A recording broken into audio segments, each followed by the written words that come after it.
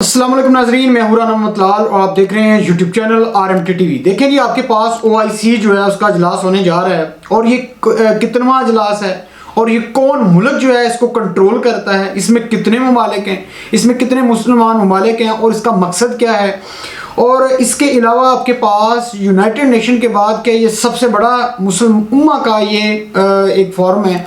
ये तमाम चीज़ें जो है कुछ मैं आपको बताता हूँ। OIC इजलास जो पाकिस्तान में होने जा रहा है, जिसके अंदर सोमवार, पीर, मंगल, बुध, जुमेरात, ये 4 छुट्टियां जो वो दे दी गई हैं और पूरे पाकिस्तान में इसमें नोटिफिकेशन आ चुका है। सिर्फ ये छुट्टियां जो है इस्लामाबाद और रावलपिंडी के अंदर दी गई हैं, लोकल उसके ऊपर, और मुकम्मल तौर पे सिक्योरिटी की गई है और मुकम्मल तौर पे बंद कर रहे हैं। और ये कौन कौन से मुल्क आ रहे हैं, एक तो चीज़ जहन में रखें कि सबसे पहले एक जहन में आता है कि how many countries participate in the OIC इजलास।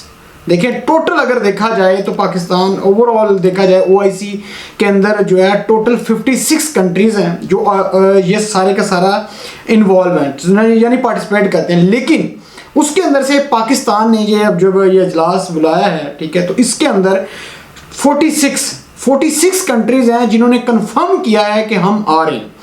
और अगर देखा जाए यूनाइटेड नेशन के बाद सबसे बड़ा ये एक प्लेटफॉर्म है जिसके ऊपर तमाम मुसलमान मुल्क के जो वज़ीर ख़ारजा हैं वो बैठते हैं और बैठ के फिर फैसले करते हैं कि जैसा देख सकते हैं आपके पास इराक है, शाम है, लीबिया है और उसके बाद यूक्रेन, ये जिसके अंदर मुसलमान सारी बात है, रूस, ये देख सकते हैं तमाम मुल्क जो है इनके अंदर जो जंग लग रही है तो ये अपने मफाद से मतलब मिल के एक नया प्लान बनाते हैं। और उसके अंदर शाह महमूद कुरैशी साहब ने भी कहा है कि जी हम 100 से ज़्यादा करारदाद पेश करेंगे और उस पर मिल के फिर एक फैसला करेंगे और उसके ऊपर मुकम्मल तौर पे अमल करेंगे।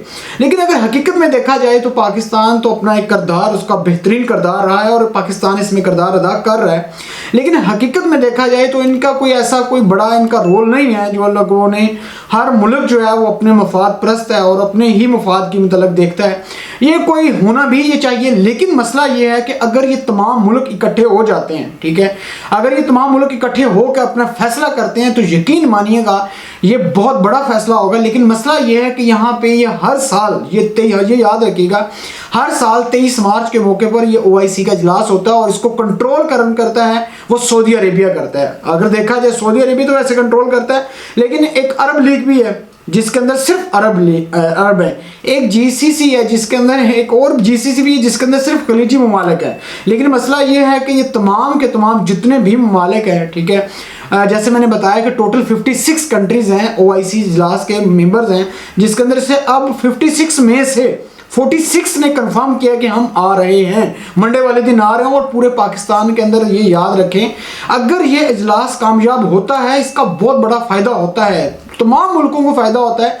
और देखिए एक यूनिटी बनती है जिसके अंदर से ये देख के तमाम ये कफ़ार जो हैं, जो काफिर हैं अमेरिका वाले, ये देख के समझते हैं कि यार मुसलमानों के अंदर ये कंट्रोल जो है, ये इनके अंदर यूनिटी आ रही है और जिससे तमाम ममालिक मिल के अपने फैसले कर सकते हैं। जिस तरह इंडिया जो है, जिस तरह पिछले दिनों के उनका एक जहाज़ आया तो ये हम जाके यूनाइटेड नेशन के अंदर बता सकते हैं कि भाई ये हमारा सारा का सारा सिस्टम है, इसको अगर ये नहीं करते तो फिर हम नया एक्शन ले सकते हैं। और ये फॉर्म जो बना है इसके अंदर 21 अगस्त 1969 जो है ये उसको ये पहली बार जो फॉर्म बना है। और इसके अंदर देखा जाए अफ्रीका के टोटल 27 ममालिक जो हैं इसके अंदर इन्वॉल्व हैं जो आपके पास। इसके अलावा एशिया के अंदर 27 मुल्क हैं और यूरोप का सिर्फ एक मुल्क है जो इस्लामिक कंट्री है जिसका नाम है अल्बानिया जी, ये उसके अंदर ये भी उसमें आता है, ठीक है, OIC के अंदर। और साउथ अमेरिका के अंदर सिर्फ 2 मुल्क हैं।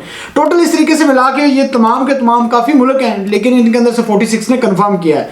अब सवाल ये पैदा होता है कि अगर ये तमाम मुल्क आते हैं और मिल के एक फैसला करें तो यकीन मानिएगा तमाम के तमाम मुस्लिम उम्मा के अंदर एक नई चेंज, एक नई लहर आ सकती है। और मैं एक चीज़ क्लियर कर दूं, याद रखिएगा इस वक्त तो सऊदी अरेबिया के पास इसका कंट्रोल है।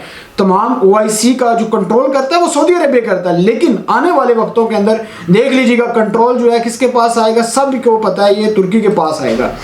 अब देखना यह है कि अगर ये तमाम मुल्क मिल के अगर आपस में लड़ाई झगड़ा ना करें, हकीकत में तो ये है कि अरब जो है उसके अंदर जो है वो अरब वाले अलग हुए हैं अगर आपके पास जीसीसी देखा जाए उसमें जो खलीजी ममालिक आते हैं वो अलग हुए हैं, और पाकिस्तान को ही देख लें, पाकिस्तान के अंदर अपनी वो बड़ी मुस्लिम अगर फिरके बने हुए हैं, तो जब तमाम कंट्रीज़ को अब देखा जाए तो मुसलमान तमाम मुल्क जो है बिखर रहे हैं।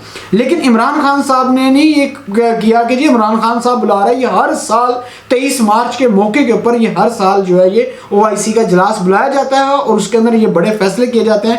सिर्फ मेन मकसद क्या है, देखें जितने पहले इजलास हुए हैं सवाल ये पैदा होता है उससे क्या निकला और इसके बाद जो इजलास होंगे उसमें से क्या निकलेगा। मेन चीज़ ये है कि ये तमाम मुसलमान ममालिक इकट्ठे होते हैं तो इनको फिर ये चाहिए कोई फैसले अच्छा करें। अगर आप कोई बड़े फैसले नहीं करते तो यकीन मानिएगा इसका कोई फायदा नहीं है। आप देख रहे हैं पिंडी इस्लामाबाद मुकम्मल तौर पे सील कर दिया, लोगों की 3 दिन जिंदगी जो है वो कह लो कि घरों से बाहर नहीं आ सकते, कोई कारोबार नहीं कर सकते, लोगों के मसाइल है, ये तमाम चीज़ें हैं। लेकिन वो क्या करेंगे, वो आएंगे, अजलास होगा, बेहतरीन किस्म की स्पीच होगी, ये तमाम चीज़ें होंगी, लेकिन मेन मकसद है कि इसके ऊपर अमल करना, वो अमल नहीं होता। अगर ये अमल नहीं करेंगे तो ये याद रखिएगा इसका कोई भी फायदा नहीं है। जो कुछ मर्जी कर लें ये कुछ भी हासिल नहीं होगा। मेन चीज़ ये है कि इसके ऊपर अमल करना चाहिए। कहते हैं ना अमल से ज़िंदगी बनती है, जन्नत भी जहन्नम भी, ये खाकी अपनी फितरत में न नूरी है न नारी। तो अब देखना ये है कि अगर ये अमल करेंगे तो यकीन मानेगा पूरी दुनिया जो है ये हमारी तरफ जो है, देखें ये सेंट्रल जो एशिया है इसके अंदर जितने मुल्क आते हैं और उसमें पाकिस्तान का सबसे बड़ा अहम किरदार है। और उसके अंदर अफगानिस्तान के अंदर जिस तरीके से हम लोगों ने हिस्सा लिया और यहाँ पे हमारे कितने लोगों की डेथ हुई है, इसका तमाम का तमाम जो कसूर है वो अमेरिका पे है। और किन लोगों ने इसके अंदर हिस्सा लिया और किन लोगों की ये चाल थी, ये तमाम के तमाम एक्सपोज हो चुके हैं। और आज देख सकते हैं अमेरिका यहाँ से शिकस्त खा के भागा है अल्हम्दुलिल्लाह। और आज हमें इकट्ठा होने की ज़रूरत है और यही OIC इजलास का मकसद है कि तमाम मुल्क मिल के इनके ऊपर फैसले करें। अब रात शाम इनके अंदर जो एक अमेरिका उठ के बम फेंक देता है, भाई यूनाइटेड नेशन में तो आप लेके चले जाते हैं मसला, लेकिन यूनाइटेड नेशन के अंदर वो अपनी लॉबी बना के बैठे हुए हैं, ठीक है। उनको क्या पड़ी है कि जी मुसलमानों के आपके वो ठीक करें। लेकिन ये मुसलमान जितने हुक्मरान हैं, असल में मसला ये है कि अंदर से जब ये करप्ट होंगे तो इनको कोई नहीं होगा। देखे जब एक आदमी करप्ट होता है उसको कोई फिक्र नहीं होती कोई नीचे क्या हो रहा है, लेकिन जब एक ईमानदार आपके पास ये काम करता है तो उसको पता होता है कि भाई हमने काम गलत नहीं करना। और ये 48 ये 48वीं OIC का इजलास है। सवाल ये पैदा होता है कि जो पीछे 47 इजलास हुए हैं OIC के, उसमें से क्या निकला है। अगर आगे भी ऐसे चलता रहा तो यकीन मानिएगा इससे भी कुछ नहीं निकलेगा।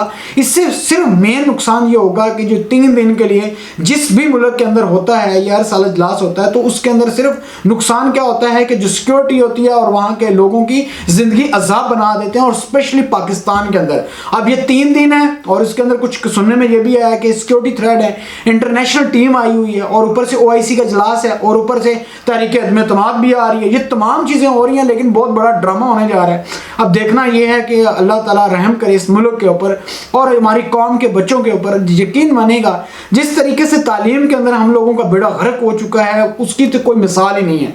आज पूरे पाकिस्तान के अंदर हर जगह पे जिस बच्चे को पूछे वो पास तो हो गया लेकिन उसका एजुकेशन लेवल देखे तो कुछ भी नहीं है। आप देख सकते हैं HEC के चेयरमैन साहब ने क्या कहा है पिछले दिनों कि ना तो हम अच्छे शहरी बना सकें अपने तलबा को, ना अच्छे स्टूडेंट बना सकें।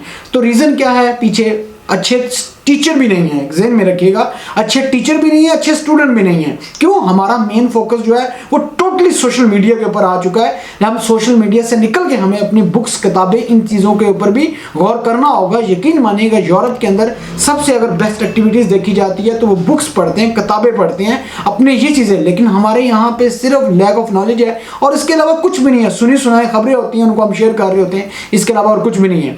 अब तक के लिए इतना ही। अपना ख्याल रखिएगा, लेकिन लास्ट में हमारे चैनल को सब्सक्राइब करना मत भूलिएगा। बहुत शुक्रिया, थैंक यू वेरी मच।